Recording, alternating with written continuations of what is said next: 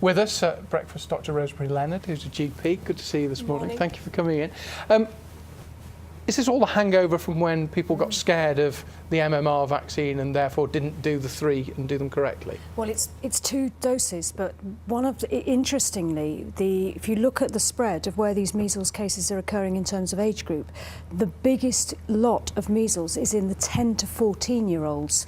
Now, the MMR scare was around the millennium, and the vaccine rates were at their lowest in 2002. So those children are now 10. Now, I suspect a lot of parents of 10, 11, 12-year-olds either have forgotten that their kids haven't had the MMR, or they've thought, actually, now they're this age, they're too old to get measles. And no, they're not. In fact, vaccine rates now are in the 90s. They're good. With the vaccine rates are going up, the confidence in the MMR, I think, has been restored. I certainly am having no problem vaccinating children with the MMR. We've now got this problem of all these young children who haven't had it. And when I said that they didn't have the 3, it was because there were measles, mumps and rubella, and people were going down their own separate paths, weren't they, and going for the individual vaccinations, but maybe didn't do it properly, or didn't do it at all. Yes, there were those that didn't have their children. The biggest group were those that didn't have their kids vaccinated at all. Right, okay. The single vaccines were only available privately, and it did mean, and you had to pay for them, and it meant that the kids had to have 6 jabs, and the number that had the full 6 jabs was very small. They were also unlicensed, so their effectiveness wasn't known.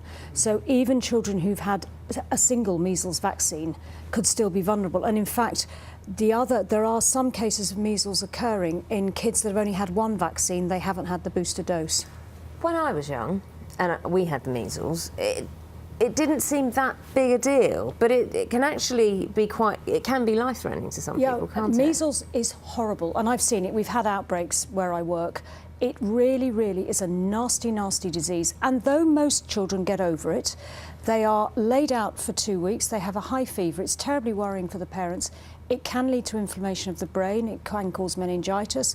I've got a youngster on my books who's deaf from measles. And the other thing that people don't realise is there is no treatment.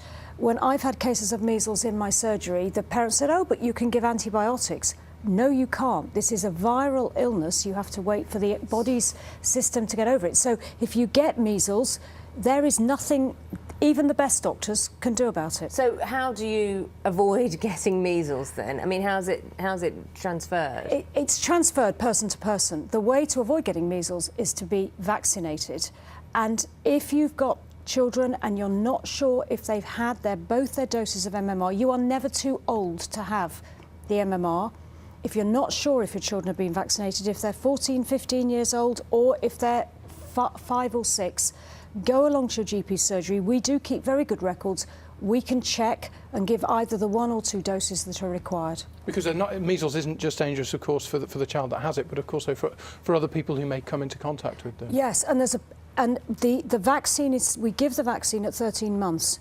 Because we know it doesn't work terribly well if you give it to tiny babies. And the ones who are most at risk are babies who are too young to be vaccinated.